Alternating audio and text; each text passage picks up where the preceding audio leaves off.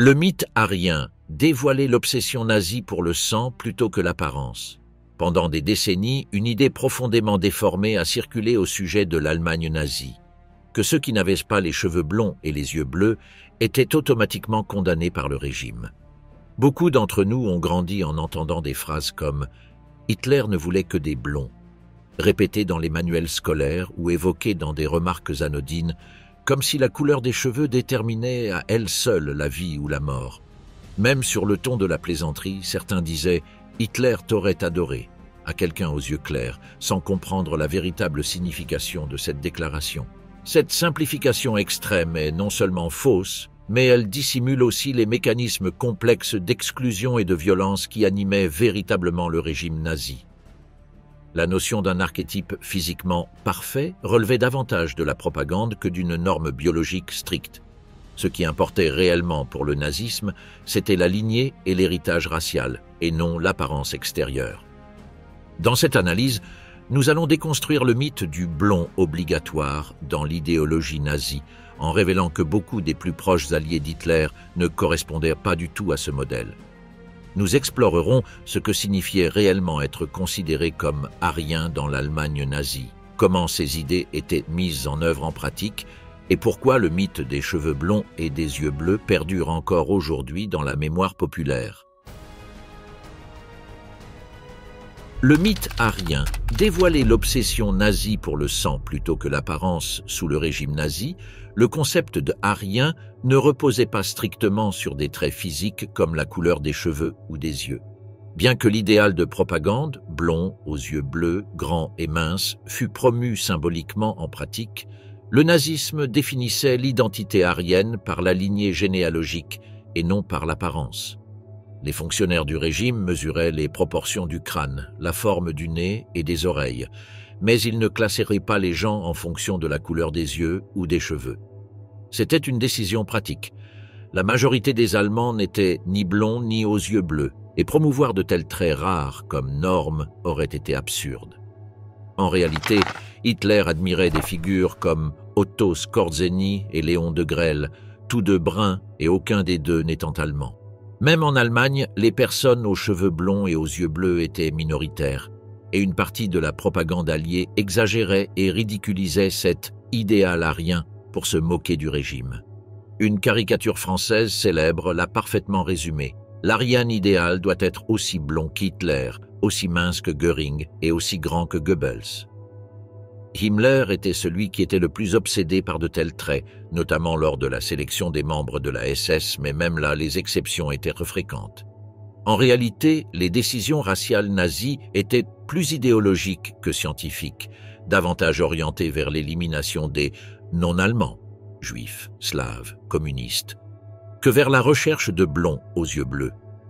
Comme dans de nombreux régimes totalitaires, des idées simplistes et inexactes se sont ancrées dans l'esprit du public et le mythe du blond aux yeux bleus s'est largement répandu, bien qu'il ne reflète pas fidèlement la politique raciale nazie. L'idée nazie de l'arien, cheveux blonds, yeux bleus, n'était pas seulement erronée, elle reposait sur une chaîne d'hypothèses fausses. L'une des erreurs fondamentales était la croyance que les Européens du Nord, parce qu'ils parlaient des langues germaniques, étaient directement liés aux anciens peuples indo-européens qui avaient introduit ces langues en Europe. Or, la linguistique moderne a montré que les langues germaniques comme l'allemand, le suédois ou l'anglais ne sont pas nées dans le Nord, mais y sont arrivées il y a environ 2000 à 2500 ans en provenance d'Europe centrale et orientale. Avant cela, les peuples du Nord parlaient des langues totalement différentes, aujourd'hui disparues, et n'étaient germaniques, ni ethniquement, ni linguistiquement. De plus, l'image typique de l'arien idéal, grand, à la peau claire, blond aux yeux bleus, n'a aucun lien direct avec les peuples qui ont apporté les langues indo-européennes en Europe. En réalité, les gènes responsables de ces traits physiques existaient déjà chez les Européens anciens des milliers d'années avant l'arrivée des proto-indo-européens.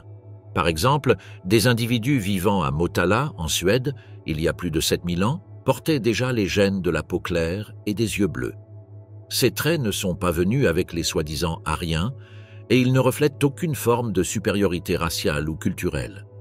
Ils sont le résultat de mélanges génétiques bien plus anciens, bien antérieurs, à la diffusion des langues indo-européennes. L'obsession nazie de lier langue, race et apparence physique dans un idéal unique était le produit d'une interprétation profondément erronée de l'histoire, de la génétique et de la linguistique. Le terme « arien », utilisé à l'origine dans les langues indo-iraniennes, a été déformé pour justifier un récit de suprématie nordique qui s'effondre sous l'examen académique.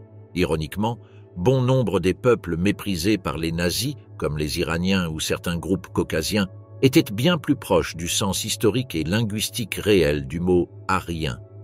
Ce que les nazis présentaient comme un symbole de pureté était en réalité une construction artificielle fondée sur des mythes et non sur la science. Le paradoxe arien, pourquoi Hitler idolâtrait des traits qu'il ne possédait pas? La raison pour laquelle Hitler promouvait l'image de l'arien idéal, cheveux blonds, yeux bleus et force physique, alors qu'il ne possédait pas lui-même ces caractéristiques, réside dans l'idéologie raciale que le nazisme a érigée en dogme. Pour les nazis, être arien ne se résumait pas à l'apparence physique, mais relevait de la lignée ethnique et de la pureté du sang. Hitler, bien que brun, était considéré comme arien parce que son ascendance était germanique et qu'aucune trace connue d'héritage juif n'était recensée. Ce qui comptait vraiment, c'était d'appartenir à une race nordique pure, non contaminée par des groupes jugés inférieurs par le régime. Hitler croyait que la race aryenne nordique était biologiquement et spirituellement supérieure à toutes les autres. Selon cette vision du monde déformé, les Aryens étaient naturellement courageux, intelligents, disciplinés et esthétiquement supérieurs. L'idéal des cheveux blonds et des yeux clairs n'était pas imposé pour des raisons de beauté superficielle, mais comme un symbole de pureté ancestrale qui, selon Himmler et d'autres idéologues nazis, devait être restauré et étendu. Cette obsession a conduit à la création du programme Lebensborn en 1935, qui visait à engendrer des enfants racialement purs par l'union d'officiers SS avec des femmes correspondant aux critères raciaux.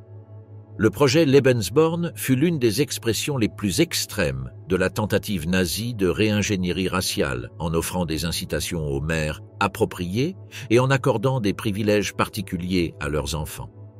Cependant, malgré la propagande, le programme n'a produit qu'environ 12 000 enfants, dont beaucoup ont souffert de marginalisation, de traumatismes psychologiques et d'abandon après la guerre.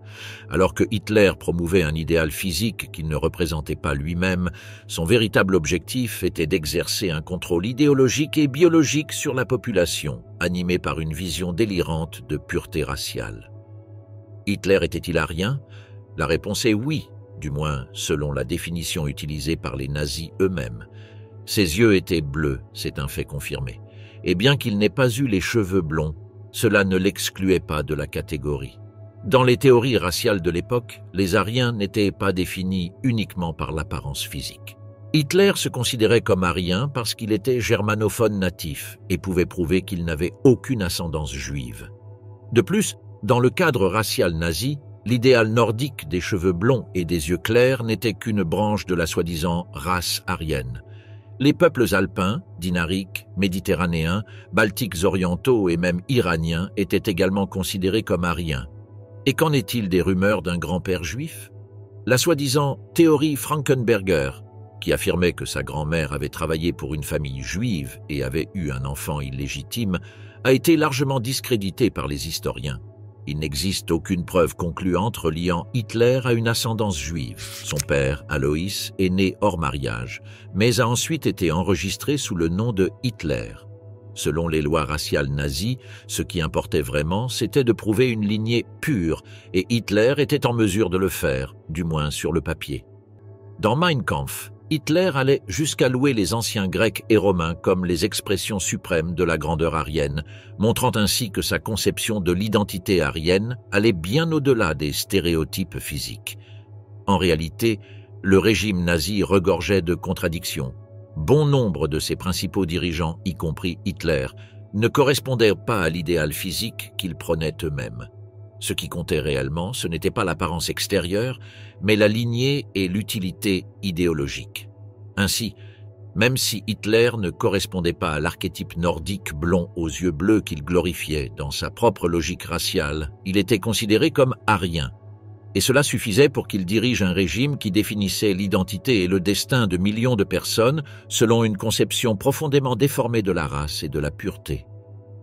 La construction du mythe de la race aryenne, origine, mensonge et obsession. Peu après son arrivée au pouvoir en 1933, Adolf Hitler créa le premier ministère de la propagande au monde. Il savait que s'il voulait réussir dans ses plans de création d'une nouvelle humanité selon les principes du parti nazi, il devait d'abord gagner l'âme du peuple pour sa cause. Officiellement appelé le ministère du Reich pour l'éducation du peuple et la propagande, son premier et unique ministre fut Joseph Goebbels, un proche allié de Hitler, rusé et brillant. Goebbels, issu d'une famille modeste vivant dans une ville industrielle de l'ouest de l'Allemagne, était relativement instruit. Il obtint son diplôme d'entrée à l'université en 1917 et, tout au long de ses études, il fut le meilleur élève de sa classe. Ses parents espéraient initialement qu'il devienne prêtre catholique, mais Goebbels se tourna vers les études littéraires grâce à une bourse de la société Albertus Magnus. À l'université de Heidelberg, Goebbels rédigea sa thèse de doctorat sur Wilhelm von Schütz, un dramaturge romantique mineur du XIXe siècle. Après avoir soumis sa thèse et réussi son examen oral, Goebbels reçut son doctorat le 21 avril 1922 à l'âge de 24 ans. En 1940, il avait déjà écrit 14 livres. Membre du parti nazi depuis 1924, il gravit rapidement les échelons de la nouvelle organisation grâce à son intelligence et à ses idées pratiques. Il fut l'instigateur principal de la création du ministère de la propagande. Mais cette initiative ne naquit pas uniquement de son génie. L'importance que les nazis accordaient à l'organisation résultait de leur analyse des raisons du succès des bolcheviks. En 1928, Goebbels déclara que bien que les nationalistes racistes aient de meilleures idées, les marxistes avaient triomphé lors de la Révolution russe simplement parce qu'ils étaient mieux organisés. L'organisation était la clé de l'efficacité de la propagande et il voulait appliquer ce principe en Allemagne. Une société pleinement engagée dans les idées du nazisme travaillerait sans aucun doute avec plus d'ardeur pour les mettre en œuvre. Il voulait y parvenir en convainquant les soi-disant Allemands de sang pur qu'ils étaient supérieurs au reste du monde. Dans sa forme la plus simple, la propagande nazie précoce avait deux objectifs principaux. D'abord, convaincre les Allemands qu'ils étaient destinés à la gloire en raison de leur génétique supérieure. Ensuite, représenter les Juifs, Noirs, Slaves, Tziganes et autres ethnies comme inférieurs. L'un des domaines principaux où cette infériorité prétendue était mise en avant était l'apparence extérieure des individus. Les Juifs étaient dépeints dans la presse du Troisième Reich comme des personnages sinistres, des caricatures grotesques qui ne ressemblaient en rien aux véritables Juifs allemands vivant dans le pays à l'époque. En revanche, le corps allemand idéal était représenté comme mince, musclé, blanc, avec des cheveux blonds et des yeux bleus profonds. Encore une fois, cette représentation ne correspondait pas à la majorité des soi-disant vrais Allemands qui composaient la population du pays. Même Goebbels lui-même était loin de l'idéal nazi de l'homme aryen, doté d'une biologie supérieure. Dans son enfance, Goebbels souffrit de problèmes de santé, notamment d'une longue inflammation pulmonaire. Il avait un pied droit déformé, tourné vers l'intérieur en raison d'un trouble congénital. Il était plus épais et plus court que son pied gauche. Juste avant d'entrer au lycée, il subit une opération qui échoua à corriger le problème. Goebbels portait une attelle métallique et une chaussure spéciale à cause de sa jambe raccourcie et boitait en marchant. Il fut refusé pour le service militaire pendant la Première Guerre mondiale à cause de cette difformité. La grande majorité des hauts fonctionnaires et dirigeants nazis avaient les cheveux et les yeux foncés, mais ils choisirent néanmoins de créer et de soutenir le mythe d'une civilisation supérieure composée d'hommes et de femmes blonds aux yeux bleus, dotés d'une biologie privilégiée, les protégeant prétendument de nombreuses maladies courantes chez les populations dites inférieures. Mais d'où vient ce mythe historique? Ses origines sont plus obscures et profondes qu'on ne le pense et plongent dans les domaines de la pseudoscience et de l'occultisme, deux des croyances fondamentales de nombreux premiers nazis.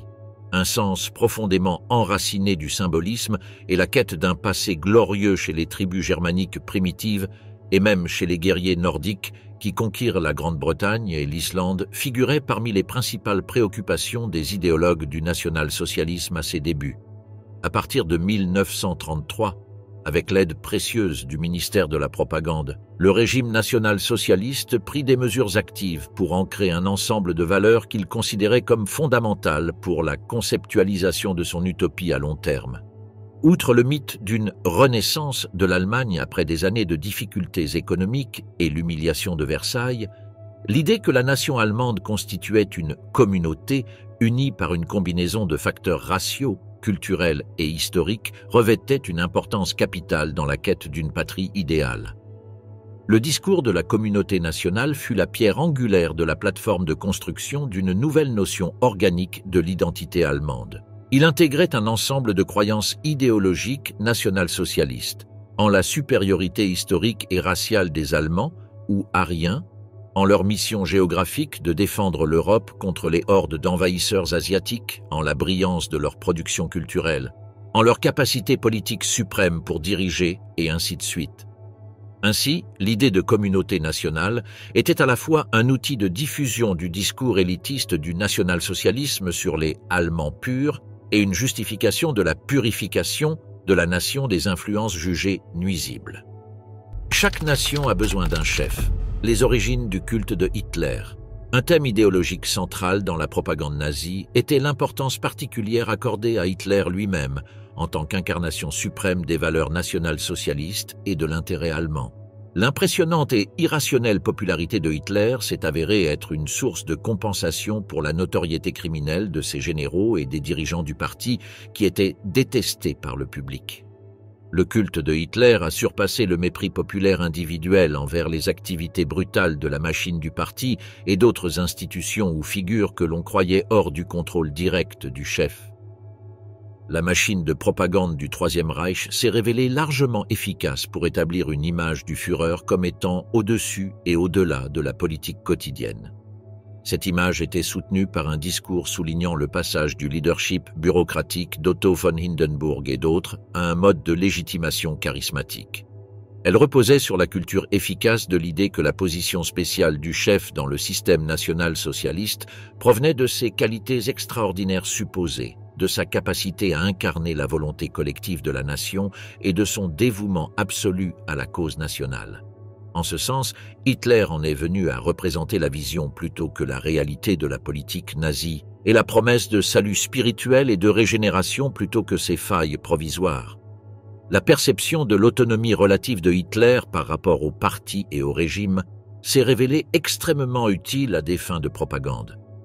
Ce que les gens oubliaient, c'est que, dès les premiers jours du parti nazi, Hitler était présenté comme le sauveur de l'Allemagne par les membres du parti eux-mêmes. Dans la vision idéologique du parti, il était le seul leader assez fort pour sauver la nation de l'humiliation perçue du traité de Versailles, du chaos de la République de Weimar et de la menace du communisme. Par une oratoire puissante, des rassemblements méticuleusement mis en scène et l'influence écrasante des médias contrôlés par Joseph Goebbels, une image de Hitler en tant que figure presque surhumaine a été construite. Il était représenté comme charismatique, décisif et possédant une compréhension étonnante des désirs et du destin du peuple allemand. De plus, il était perçu comme un martyr, car il avait enduré la prison pour avoir défendu ses principes. En réalité, il n'a été emprisonné que pendant 9 mois à la prison de Landsberg, où il bénéficiait d'une liberté et d'un confort considérable, à tel point qu'il a pu dicter son livre à ses codétenus Rudolf Hess et Emil Maurice. L'un des concepts clés derrière le succès de Hitler en tant que phénomène culturel était le soi-disant « principe du chef ». Cette doctrine affirmait l'autorité absolue du Führer à chaque niveau du parti et de l'État. L'obéissance à Hitler n'était pas seulement attendue, elle était présentée comme un impératif moral, un acte de foi nécessaire envers le leader désigné divinement de la nation.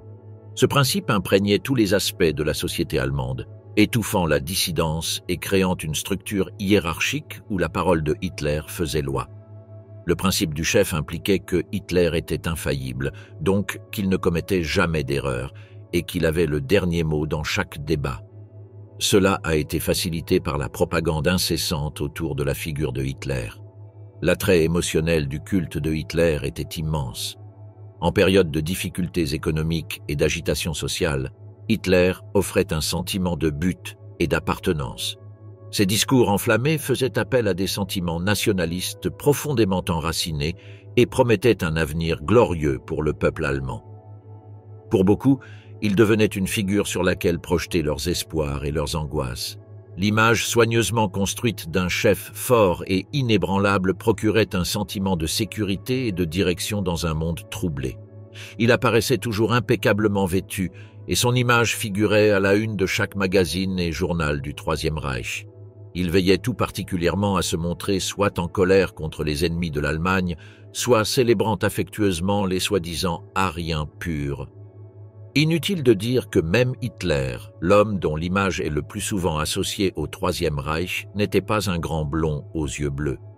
Les rituels et les symboles ont joué un rôle important dans le renforcement du culte de Hitler. Les rassemblements de masse, comme les congrès annuels du parti nazi tenus à Nuremberg de 1933 à 1938, étaient des spectacles soigneusement planifiés destinés à susciter un sentiment de ferveur collective et d'admiration. Le salut nazi, la croix gammée et les hymnes du parti sont devenus des symboles omniprésents de fidélité, favorisant un sentiment d'unité et d'identité partagé centré autour du Führer. Ces actes performatifs ont solidifié le lien émotionnel entre Hitler et ses partisans, brouillant les frontières entre loyauté politique et culte religieux. Le culte de Hitler a également favorisé un climat de peur et d'intimidation. La dissidence n'était pas tolérée, et ceux qui remettaient en question l'autorité de Hitler ou la ligne du parti faisaient face à de graves conséquences. La surveillance omniprésente de la Gestapo et des SS assurait que les démonstrations extérieures de loyauté étaient généralisées, même si la foi véritable variait. Cette atmosphère de coercition a encore renforcé le pouvoir de Hitler et rendu difficile l'émergence d'une opposition. Cependant, le culte de Hitler ne reposait pas uniquement sur la peur. Pour des millions d'Allemands, la croyance en Hitler était sincère et profondément enracinée. Ils le voyaient comme l'incarnation de la grandeur allemande et la clé du renouveau de leur nation. Cette foi fervente les rendait souvent aveugles aux atrocités du régime et nourrissait leur volonté de participer à ses crimes. Le culte de la personnalité a créé un vide moral où la loyauté envers Hitler dépassait les considérations éthiques traditionnelles. Construire un contexte de foi aveugle envers le chef était l'un des principaux objectifs du ministère de la Propagande, principalement parce que cela facilitait l'adhésion des gens ordinaires aux théories irrationnelles des nazis. L'une de ces théories concernait les origines de la prétendue race supérieure. Les idéologues nazis ont inventé une généalogie pseudo-scientifique pour le peuple allemand. Tout comme les fascistes italiens prétendaient être les héritiers légitimes du glorieux empire romain, les nazis affirmaient être les descendants d'un peuple obscur qui aurait migré de l'Inde vers l'Europe dans l'Antiquité, les Aryens. Alfred Rosenberg, occultisme, nationalisme et le mythe aryen. Les dirigeants nazis étaient obsédés par des croyances semi-religieuses en une race d'hommes-dieux aryens, l'extermination nécessaire des inférieurs et un avenir millénaire merveilleux de domination mondiale allemande. Le racisme et l'élitisme avaient également leur place dans l'idéologie nationaliste des nazis. Les différences raciales entre les peuples du monde étaient exploitées pour affirmer que la race allemande était supérieure, mais les justifications étaient incroyablement complexes et basées sur plusieurs théories scientifiques de l'époque et certaines du passé qui avaient été discréditées. L'une des principales influences fut le développement de l'anthropologie et de la linguistique, mais ces domaines furent déformés pour correspondre aux théories racistes des nazis. Dans leur pensée, un ensemble de qualités morales intérieures était lié aux caractéristiques externes des types raciaux. Alors que les Aryens et leurs successeurs, les Allemands, avaient les yeux bleus, les cheveux blonds, étaient grands et bien proportionnés, ils étaient aussi nobles, honnêtes et courageux. L'idée darwinienne de l'évolution par la lutte fut également reprise pour prouver que les races pures et supérieures prévaudraient sur les races inférieures et mélangées. La pensée raciale facilita l'essor de l'antisémitisme. La question de l'antisémitisme était mêlée à la conviction que les Juifs contrôlaient d'une certaine manière l'économie et profitaient des luttes économiques des Allemands ordinaires. En même temps, ils étaient accusés de l'effondrement des valeurs et institutions traditionnelles. Le racisme suggérait que les Juifs n'étaient pas seulement une communauté religieuse, mais biologiquement différents des autres races. Les racines du mythe arien se trouvent dans l'idéologie nationaliste de la fin du XIXe siècle et dans le mouvement pangermaniste en Autriche. Les partisans de ces mouvements avaient une vision d'un empire pangermanique dans lequel les nationalités non allemandes et les classes inférieures se verraient refuser toute revendication d'émancipation ou de représentation. Les théories sur l'excellence raciale ario-germanique, l'antilibéralisme et l'inquiétude face aux changements sociaux et économiques faisaient partie de leurs préoccupations principales, mais l'occultisme jouait aussi un rôle important et constituait leur contribution originale. Bien que de nombreux nazis précoces partageaient un bon nombre de croyances fondamentales, une personne est seule responsable du développement du mythe arien. Il s'appelait Alfred Rosenberg et son livre de 1930. Le mythe du XXe siècle devint l'œuvre fondatrice qui façonna les croyances des nazis. C'est dans ce livre que Rosenberg exposa sa théorie raciale, où il synthétisa diverses idées nationalistes et raciales répandues à la fin du XIXe siècle et au début du XXe siècle dans une vision du monde globale, bien que pseudo-scientifique. Il postula une lutte constante tout au long de l'histoire entre l'esprit arien et l'esprit judéo-sémitique qu'il tenait pour responsable de la corruption de la culture occidentale et des maux de la modernité. Ses écrits fournirent une justification apparemment intellectuelle à la persécution et à l'extermination éventuelle des Juifs, et grâce à cela, il devint l'un des collaborateurs les plus proches d'Hitler. En effet, Rosenberg fut l'un des premiers et des plus influents mentors d'Hitler, lui faisant découvrir des textes antisémites clés comme les Protocoles des sages de Sion. Son racisme intellectualisé fournit un cadre plus systématique aux préjugés viscéraux d'Hitler, contribuant à solidifier les principes fondamentaux de l'idéologie nazie. Il fut rédacteur en chef du journal du parti nazi, Völkischer Beobachter, ce qui l'aida à diffuser les idées nazies même avant la fondation du ministère de Goebbels. Rosenberg naquit en 1893 dans ce qui est aujourd'hui Tallinn, en Estonie. Il étudia l'architecture à l'Institut Polytechnique de Riga, terminant son doctorat à Moscou en 1917. Lors de l'occupation allemande de l'Estonie en 1987-1918, Rosenberg enseigna le dessin au lycée Gustav Adolf et à l'école polytechnique de Tallinn. Dès son jeune âge, il développa des sentiments antisémites et prononça son premier discours sur le marxisme juif le 30 novembre, juste après le déclenchement de la guerre d'indépendance estonienne, le 28 novembre 1918. Lorsque l'armée impériale allemande se retira, il en profita pour émigrer en Allemagne, accompagné de Max Schöbner-Richter, que Rosenberg connut une fois arrivé à Munich. Il commença à travailler pour le journal Völkischer Beobachter, que l'on peut traduire par « l'observateur nationaliste ». Là, il trouva un large cercle de personnes partageant son antisémitisme et son antibolchevisme, la plupart organisés autour de la figure d'Adolf Hitler, sidéré comme un mentor idéologique. À cette époque, Rosenberg devint l'un des premiers membres du Parti ouvrier allemand, rebaptisé plus tard Parti national-socialiste des travailleurs allemands, en y adhérant en janvier 1919, soit 8 mois avant qu'Hitler n'y adhère en septembre. Rosenberg était également impliqué dans des cercles idéologiques plus obscurs. Il aurait été aussi membre de la tristement célèbre Société Thulé, une organisation dédiée à l'étude de l'occultisme et des symboles anciens. Le nom de la société vient d'un pays mythique mentionné dans les légendes grecques.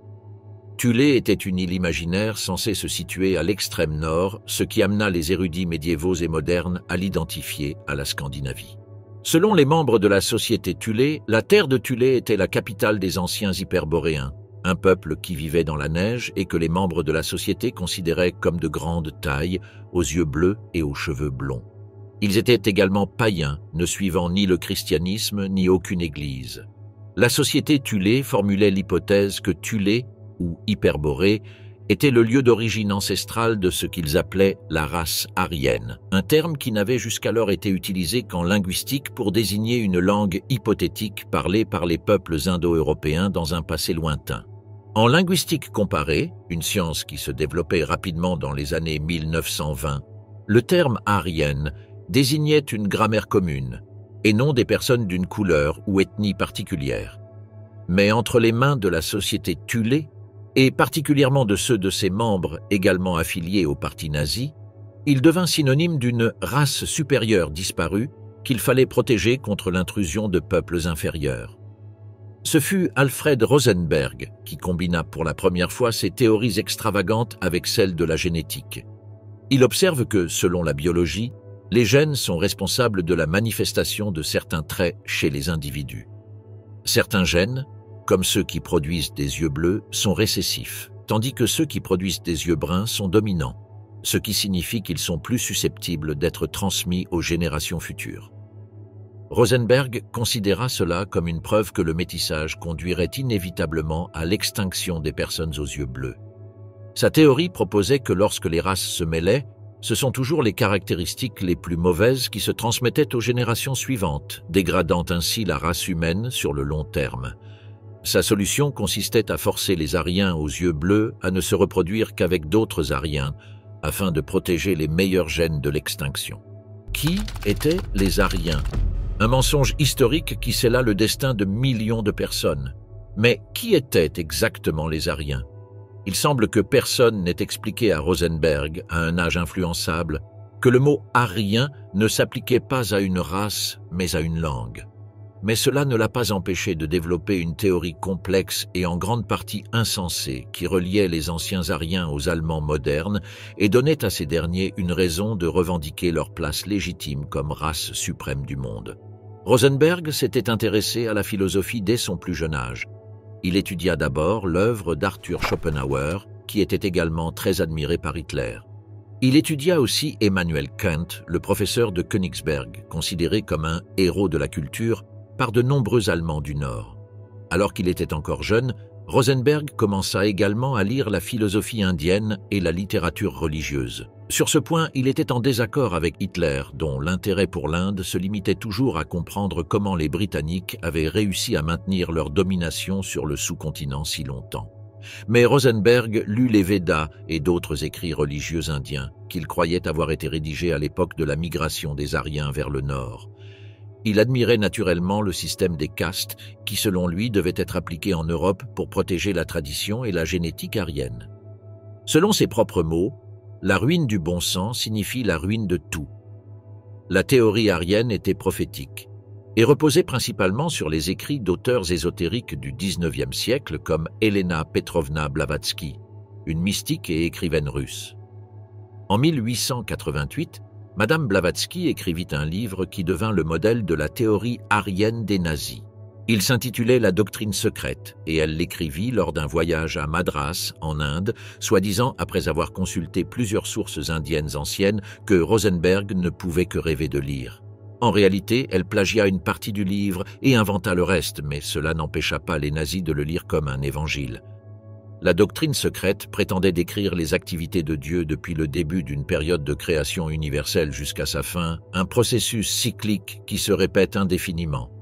C'est un principe courant de la philosophie indienne, pour laquelle le temps est cyclique et recommence périodiquement. Le récit de Blavatsky racontait comment l'univers actuel était né, d'où il venait, quelle force le contrôle, comment il évolue, et ce que tout cela signifie.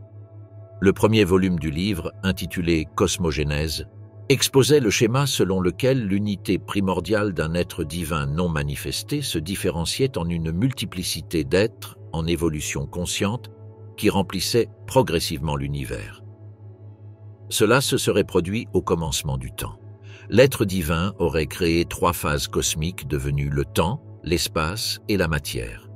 Plus tard, Blavatsky décrit les 7 cycles ou rondes évolutifs que toute création doit traverser selon le plan divin. Chacune des phases du monde est caractérisée par la prédominance d'un élément différent, feu, air, terre, eau, éther, etc. Le livre de Madame Blavatsky était illustré par une variété de symboles ésotériques, incluant des triangles, des triskèles et des svastikas. Il est facile d'identifier l'influence de son œuvre dans l'imagerie du Troisième Reich. La svastika était considérée comme un ancien symbole oriental de chance et de fertilité, et elle était si importante que Blavatsky l'inclut dans la conception du sceau de la Société théosophique, une organisation ésotérique qu'elle fonda en Europe. Le 2e volume de son livre s'intitulait « Anthropogenèse » et traitait par conséquent de la manière dont les êtres humains étaient liés à sa vision ésotérique du cosmos. Les théories de Blavatsky et d'autres étaient en partie dérivées des études paléontologiques de la fin du XIXe siècle, mais en adoptant une théorie raciale de l'évolution humaine. Blavatsky développa sa doctrine cyclique en affirmant que chaque ronde voyait l'ascension et la chute de 7 races racines successives qui descendaient sur l'échelle du développement spirituel de la première à la 4e, devenant de plus en plus liées au monde matériel, puis remontèrent de la 5e à la 7e à travers des races racines progressivement supérieures. Selon Blavatsky, l'humanité actuelle constituait la 5e race racine sur une planète traversant la 4e ronde cosmique. Ainsi, l'étape logique suivante était un processus d'élévation spirituelle. Les nazis prirent cela comme une preuve qu'ils étaient les élus appelés à conduire l'humanité vers sa gloire. La race racine suivante fut appelée par Blavatsky la race aryenne, et avait été précédée par la 4e race racine des Atlantes, qui avait en grande partie péri dans un déluge ayant submergé leur continent atlantique. Et tandis que les Atlantes étaient des géants dotés de pouvoirs psychiques, les Aryens étaient simplement les êtres humains supérieurs, caractérisés par leur peau blanche, leurs cheveux blonds et leurs yeux bleus, ainsi que des mâchoires carrées et d'autres traits associés au peuple germanique. Sur la base de l'œuvre de Blavatsky, ses successeurs prophétisèrent alors l'avènement d'une ère future où le peuple allemand régnerait sur le monde. Leurs écrits décrivaient un âge d'or préhistorique où de sages prêtres gnostiques d'origine aryenne avaient développé une société racialement pure composée de personnes aux yeux bleus et aux cheveux blonds. Malheureusement, expliquait-il, cette société aryenne supérieure dut faire face à un complot malveillant de peuples anti-aryens, comme les Juifs ou même l'Église primitive. Ces races inférieures avaient cherché à ruiner ce monde germanique idéal en émancipant les inférieurs non-allemands au nom de l'égalitarisme. La confusion raciale qui en résulta aurait, selon eux, inauguré le monde historique avec ses guerres, ses difficultés économiques, son incertitude politique et la frustration du pouvoir mondial allemand. Il était alors du devoir des vrais Allemands, les héritiers légitimes des Aryens, de détruire ce monde moderne et d'en créer un nouveau, où ils seraient les maîtres. À cette fin, les défenseurs de l'idéal aryen fondèrent des ordres religieux secrets dédiés à la renaissance du savoir ésotérique perdu et de la vertu raciale des anciens Germains, ainsi qu'à la création correspondante d'un nouvel empire pangermanique. La Société Thulé fut l'un de ces ordres secrets et celle qui suscita l'intérêt d'Alfred Rosenberg et même d'Adolf Hitler. Application des principes raciaux, les lois raciales de Nuremberg de 1938. Comment ces théories idéologiques et ésotériques ont-elles été traduites dans le gouvernement pratique du Troisième Reich? En 1935, le directeur de la Gestapo, Reinhard Heydrich, publia un article intitulé « Combattre les ennemis de l'État », affirmant que l'État n'était qu'un moyen en vue d'une fin. Cette fin était la protection du peuple allemand, aryen. Ainsi, la Gestapo reçut pour mission de combattre les ennemis du peuple.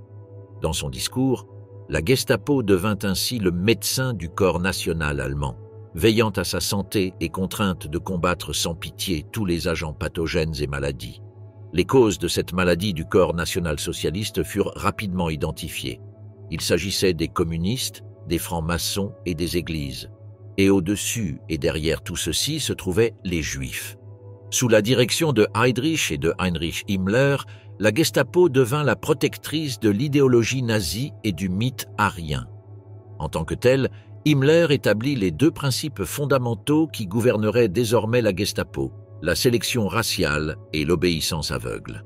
Ceux-ci devinrent des critères non seulement pour déterminer qui était un ennemi du peuple et qui ne l'était pas, mais aussi pour savoir qui pouvait intégrer la Gestapo et qui ne le pouvait pas. Himmler pensait pouvoir sélectionner uniquement des individus de sang nordique pur et leur enseigner la discipline militaire afin de créer une organisation d'élite supérieure destinée à protéger le Troisième Reich contre l'ennemi intérieur. Le processus de sélection pour entrer dans la Gestapo était extrêmement rigoureux. Les candidats étaient examinés et contrôlés. Sur 100 candidats, seuls 10 à 15 en moyenne réussissaient les tests.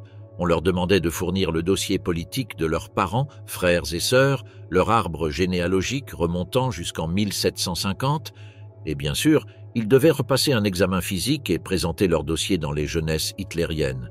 De plus, on leur demandait un dossier sur leur hérédité, prouvant que leurs parents et leurs familles n'avaient souffert d'aucune maladie héréditaire. Ces maladies étaient considérées comme un symptôme de sang impur, car on croyait que les Aryens purs ne pouvaient pas engendrer certaines maladies. Himmler étendit même son système bien au-delà de la police secrète avec la création du Lebensborn, la source de vie. Cette institution perverse était une sorte de ferme humaine où des jeunes filles sélectionnées pour leurs traits aryens parfaits pouvaient, libres de tout lien conjugal, procréer avec des hommes des SS et de la Gestapo, également choisis selon les mêmes critères. Les enfants nés de ces unions étaient les fruits d'un eugénisme planifié et appartenaient à l'État, et leur éducation était assurée dans des écoles spéciales. En théorie, ils étaient destinés à former la première génération de nazis purs, façonnés dès l'ovule. L'effondrement du régime ne permit pas aux nazis de poursuivre cette expérience. Néanmoins, 50 000 enfants naquirent dans ces fermes humaines. La formulation de l'idéologie centrale était une chose, mais comment ces idées furent-elles inculquées aux officiers de la Gestapo? À cet égard, les nationaux-socialistes ne laissèrent rien au hasard. Himmler lui-même était convaincu que ces hommes devaient être instruits idéologiquement. Il fit établir une série d'écoles de formation, y compris le collège de leadership de la police de sécurité, dans le quartier de Charlottenburg à Berlin, qui était jusqu'alors connu sous le nom d'Institut de police, et l'école de police des frontières à Pretzsch.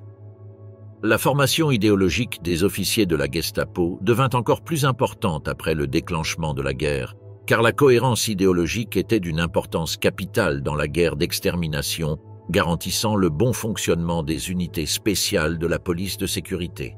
L'endoctrinement antisémite était bien sûr la priorité absolue. Les Juifs étaient l'ennemi public numéro 1. Divers matériels de formation furent compilés, et les instructeurs devaient être capables d'ancrer la théorie dans la pratique. Pour la direction de la police de sécurité, il ne s'agissait pas seulement de transmettre des connaissances, il s'agissait aussi de donner l'exemple d'une attitude idéologique. Par conséquent, la majorité des instructeurs avaient eux-mêmes participé activement à la soi-disant solution finale à la question juive. Himmler et Heydrich, les idéologues de la Gestapo, croyaient qu'il était aussi important de protéger la pureté du sang aryen que de combattre les ennemis du peuple allemand.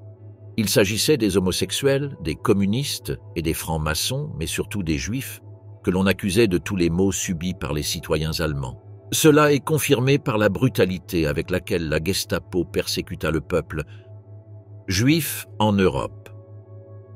En 1933, 525 000 Juifs vivaient en Allemagne, dont 144 000 à Berlin. En 1939, il n'en restait que 300 000.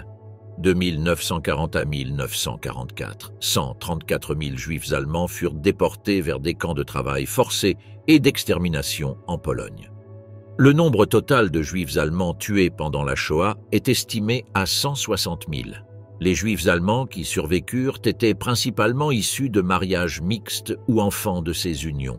Contrairement à la croyance populaire, la Gestapo ne persécuta pas particulièrement les Juifs pendant les 2 premières années du Troisième Reich. Ce n'est qu'après l'adoption des lois raciales de Nuremberg en 1935 qu'ils furent réellement pris pour cible.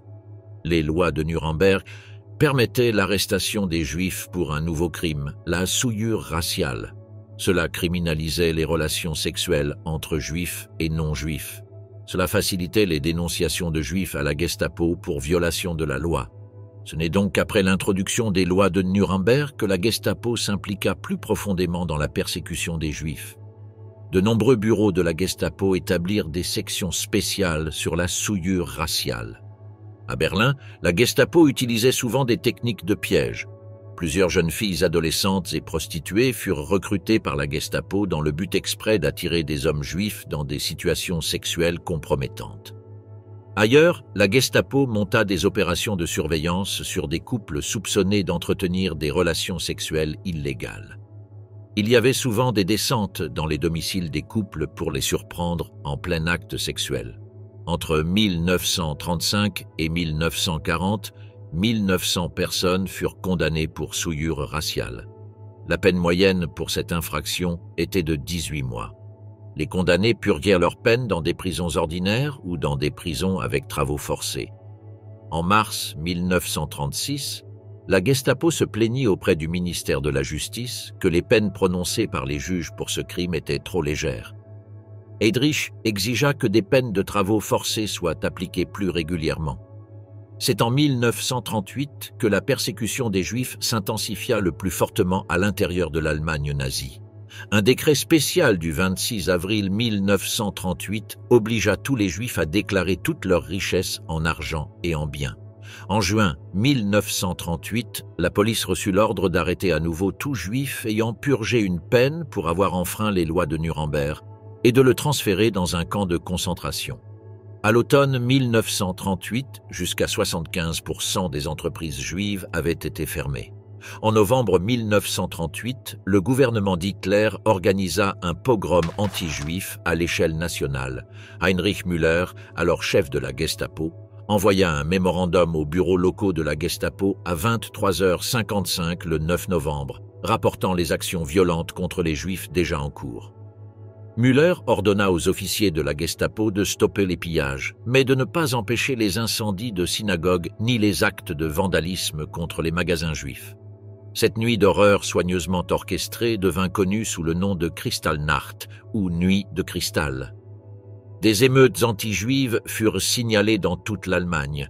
Des voyous nazis et des hommes de la SS mirent le feu à des synagogues et des maisons de prière. Des objets irremplaçables de grande valeur religieuse furent jetés sur un bûcher de haine antisémite pure. Des Juifs furent battus, leurs domiciles et commerces mis à sac. Environ 91 Juifs furent assassinés et 30 000 arrêtés, prétendument pour leur propre sécurité. Environ 10 000 Juifs furent envoyés dans les 3 principaux camps de concentration, Dachau, Sachsenhausen et Buchenwald. Presque tous les Juifs arrêtés furent libérés dans un délai de 6 semaines.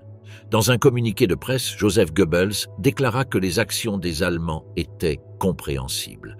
Grâce au harcèlement continu de la Gestapo, aucun Juif en Allemagne ni dans les territoires conquis du Troisième Reich n'était en sécurité. La fin du mythe arien aux yeux bleus. Les Allemands face à la cruelle réalité. Mais tout mythe a une fin, surtout lorsqu'il est si éloigné de la réalité qu'il devient vraiment difficile à soutenir. En vérité, très peu de membres du parti nazi et des hautes sphères du Troisième Reich correspondaient à l'idéal d'une personne aryenne. Cette faille très évidente dans la théorie n'a pas empêché les nazis de la répéter encore et encore. L'ascension de l'Allemagne nazie s'est fondée sur la propagation du mythe arien aux yeux bleus, une idéologie qui postulait la supériorité d'une race maîtresse caractérisée par des traits physiques spécifiques et un supposé destin historique. Cependant, au fil des années, et particulièrement avec le déroulement de la Seconde Guerre mondiale, les citoyens allemands furent confrontés à une réalité qui contrastait fortement avec ce mythe. Un désenchantement progressif commença à se développer, un douloureux réveil face à la fausseté de la suprématie raciale et aux conséquences dévastatrices du leadership d'Hitler. Au départ, la propagande du régime nazi fut très efficace pour favoriser un sentiment de fierté nationale et de supériorité raciale. Les nazis, notamment à travers leurs institutions de propagande telles que le Völkischer Beobachter et le ministère de la Propagande, furent efficaces pour construire un idéal de beauté aryenne qui imprégnait l'art, la culture et la vie sociale, créant une culture totale visant à unifier le peuple allemand sous une identité commune. Cela fut renforcé par une propagande qui célébrait les triomphes militaires et l'expansion, validant apparemment le mythe de la prouesse aryenne. O'Shaughnessy soutient que les nazis fonctionnaient comme une marque, emballant habilement leur idéologie pour obtenir un soutien populaire et conserver le pouvoir. Cependant, les graines du doute furent semées tôt. Même dans le cadre de l'idéologie nazie, il existait des contradictions inhérentes. Comme mentionné précédemment, la plupart des dirigeants nazis eux-mêmes ne correspondaient pas à l'idéal arien. De plus, les politiques du régime en matière de pureté raciale et de persécution révélaient un côté plus sombre, qui contredisait l'image d'une race maîtresse bienveillante et éclairée. Le tournant, toutefois, survint avec la guerre. Alors que les premières victoires renforcèrent le mythe, le conflit prolongé et les difficultés croissantes commencèrent à éroder la confiance du public. À partir de 1941, La propagande nazie passa de la célébration du triomphe à la justification d'une lutte défensive, en particulier après la lourde défaite de Stalingrad. L'expansion de la guerre, y compris l'entrée des États-Unis à la fin de cette année, mit les ressources de l'Allemagne à rude épreuve et révéla les limites de sa puissance militaire. Le front intérieur connut également une pression croissante. L'impact de la guerre sur la vie quotidienne fut énorme, bouleversant les normes sociales et générant de l'anxiété.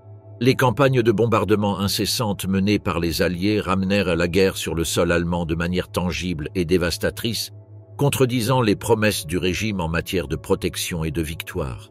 Hitler avait promis au peuple allemand que les frontières du Troisième Reich ne seraient jamais violées, mais cette promesse fut encore contredite lorsque des rumeurs concernant la fuite de dirigeants nazis en 1943 commencèrent à circuler, sapant encore davantage la confiance du public.